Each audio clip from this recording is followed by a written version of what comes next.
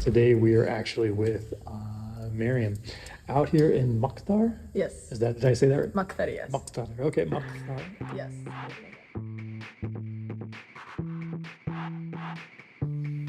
Green rolling hills, apple and cherry trees. These images aren't what you would expect to find in Tunisia. But in the northeast of the country, an ancient little town called Makthar doesn't quite fit within the normal picture of North Africa either. About 3 hours west of Tunis, Mariyam and her partner Kareem are imagining a small country home nestled in the green wheat fields. So I took some time to explore the area, eat some good food, and find out the motivation for Mariyam to come back to Tunisia and manage a country home so far off the beaten path. So next to a crackling fire, I picked up on a subtle but powerful emotion. Hope is the heartbeat of this episode. Multiply Tunisia's goal is to capture the entrepreneurial spirit of Tunisia by highlighting the influencers in its startup, social innovation, and artistic communities. We're also interested in tracking the growing impact of English on these sectors and the effects that this will have on Tunisian culture. Can you just introduce yourself and tell us about what you got going on out here? Yeah, all right. So my name is Mariyam and Kareem, and I come originally from a town called Qasr Hilal in Monastir. I've studied and worked in Tunis, but now here I am after so many years. It's like living in Makthar, actually. So the way I introduce myself is that I'm a combination of a lot of things, actually. So I have done different things from association work and in the cultural field, working with artists and working with the youth. And I've also studied literature, so English literature, and then I have a master's in translation, Arabic, English. But then I sort of followed my love for writing, and I worked as a copywriter for 2 years in a startup here in Tunisia. And then I worked in Amidyst because 10 years ago I went on my first exchange program to the US. So I wanted to sort of like give back to that program.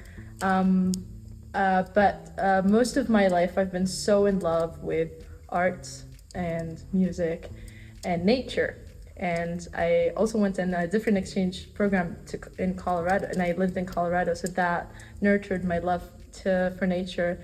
And so 2 years ago, or 2 years and a half, I started working with my partner Kareem on this project called We Vibe Experience. And what we do basically is we go and have these camping events in nature and the outdoors, but we also add a lot of arts to it, a lot of like cultural aspects. So it's the fusion of nature, arts, and culture, and we have like these thematic events.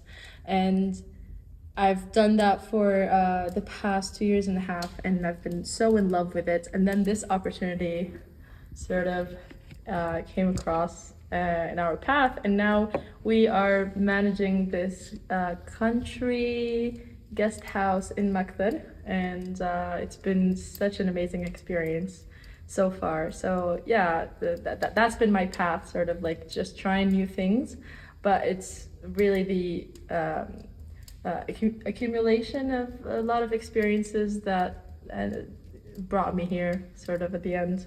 And for those of the people who are listening today who have never been to Tunisia and might have an idea of what Tunisia looks like, most people think Mediterranean seas, blue seas, they think South Saharan deserts and that sort of thing.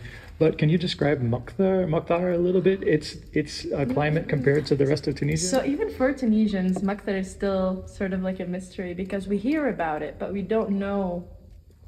We've never, like, a lot of people have never been here, or they don't know what it looks like. So it's a lot of green hills, and it's a lot of sort of like these farmlands, and it's a small town with really nice people. They're so welcoming, so generous, and it's mostly hills and olive trees, and we have the cherry trees, we have apple trees. The produce here is so fresh and so delicious, and you can taste the difference. For a lot of Tunisians that don't know about Makthar, I really recommend that they visit it because it's so peaceful and you get to really connect, whether it's like with yourself or with nature here or with the people that you're going on this trip with. And then there's the archaeological site, which a lot of people don't know about. I personally didn't know about it that much, honestly, before I came here. We had a guide the other day giving us a tour there, and for an hour and a half, he was just telling us different stories, different cool stuff about each spot and each ruin there, and each like the different civilizations that took over this small town, and how Carthaginians and the Romans and the Byzantines and the different people established different lifestyles based on the people before them, and then that there's a lot of influence of those civilizations in our daily life here. Could you just say what's the name of this place and why did you name it this? Right, yeah. So it's called l'Ancestral Dar Omma. So l'Ancestral Dar Omma.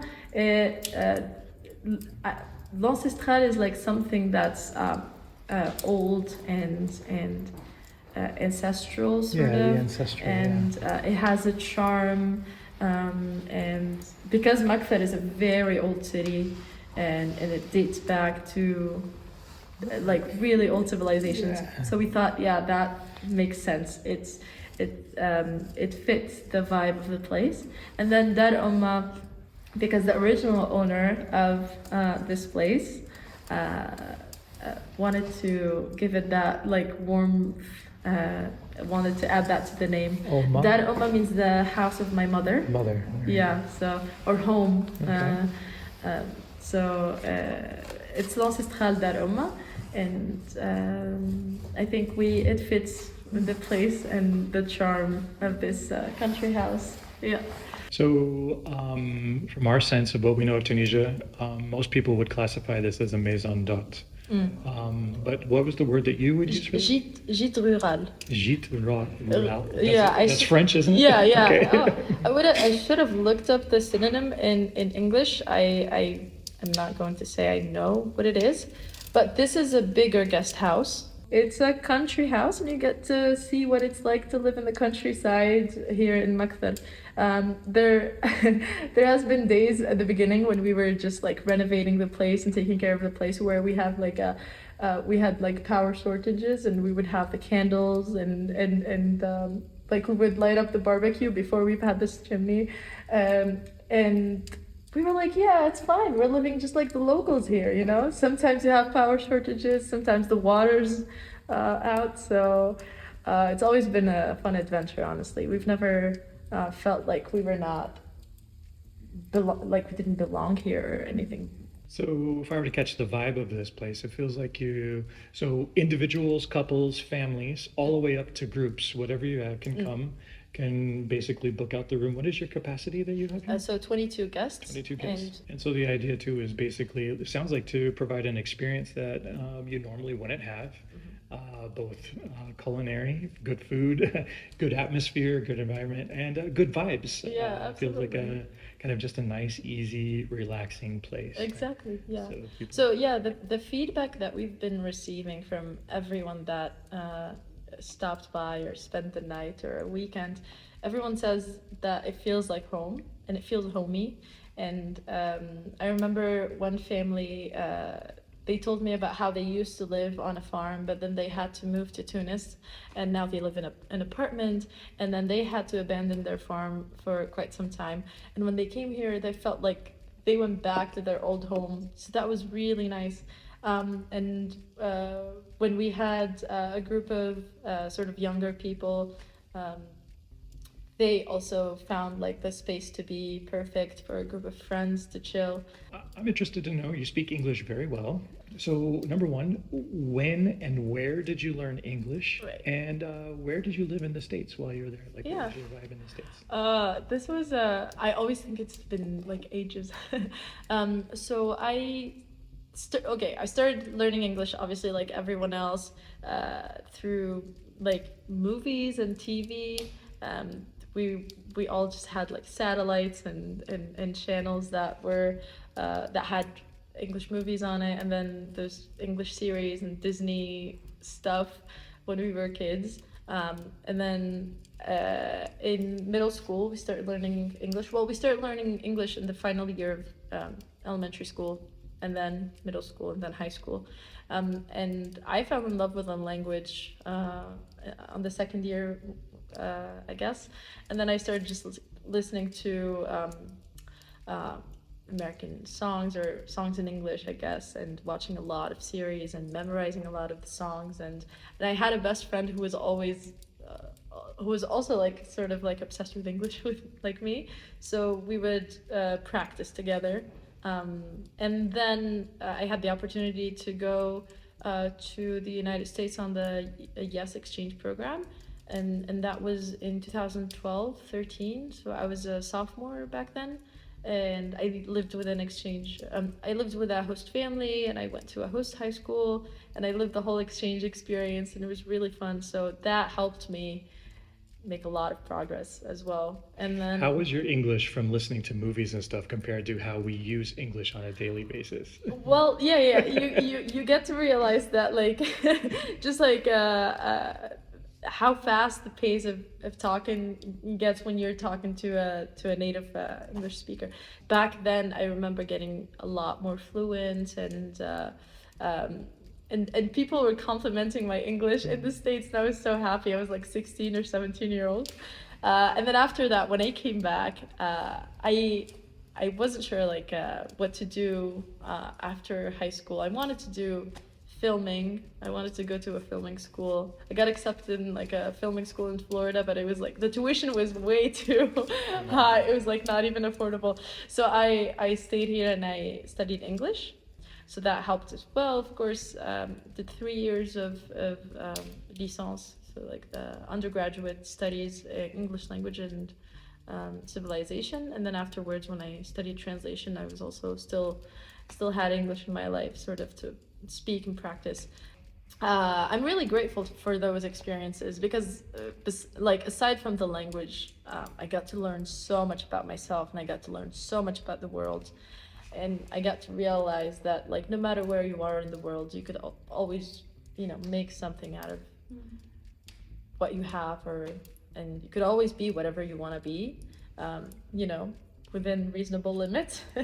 But it opened my eyes to a lot of possibilities. And I think I wouldn't be here in Makthar today if I hadn't been on those experiences, because I get to see a lot of people do a lot of amazing things. And it was like, why not do this in Tunis, in Tunisia, I mean.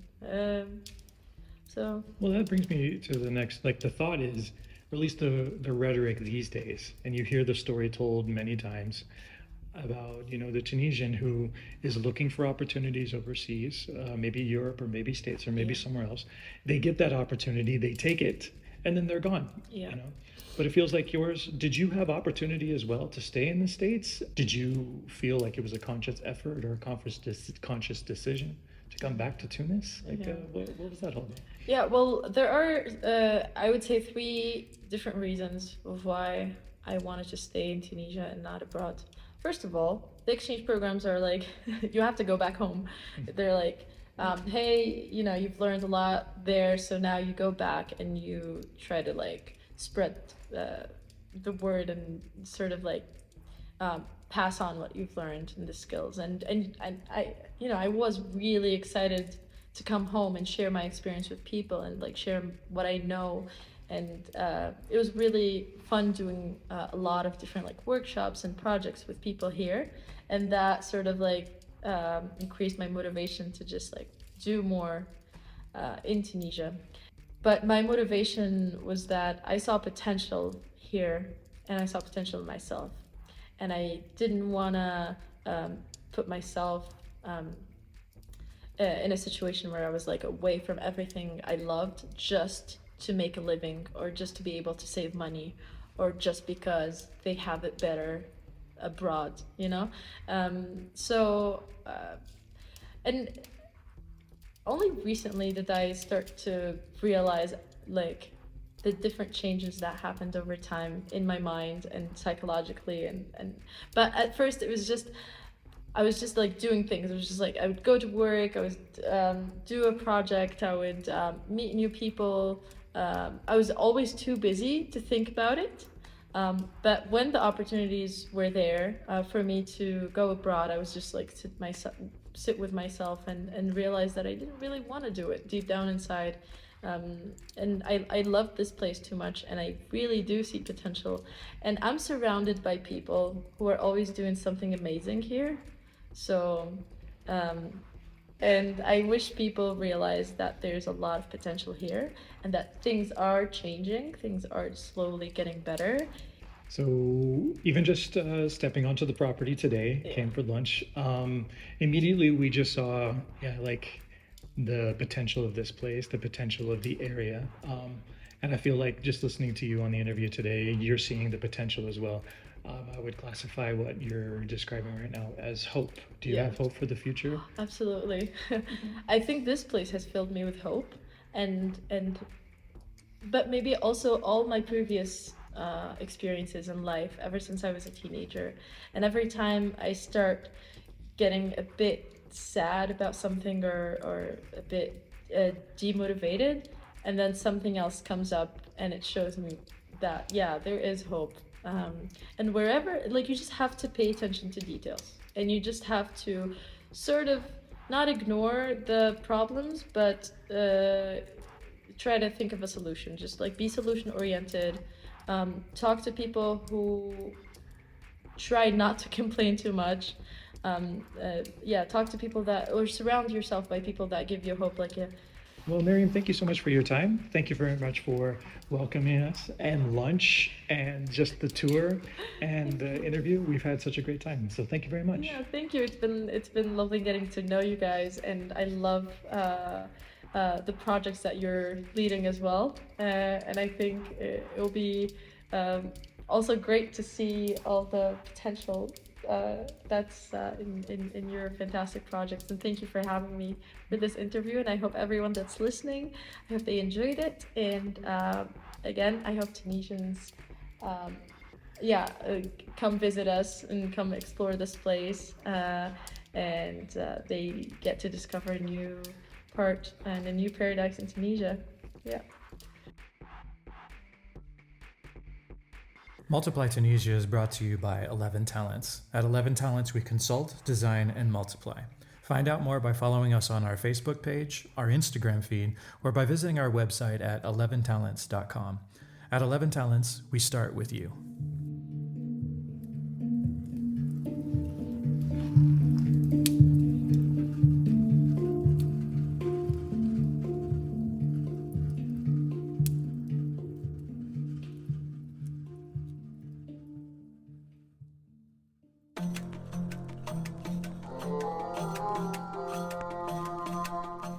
Multiply Tunisia.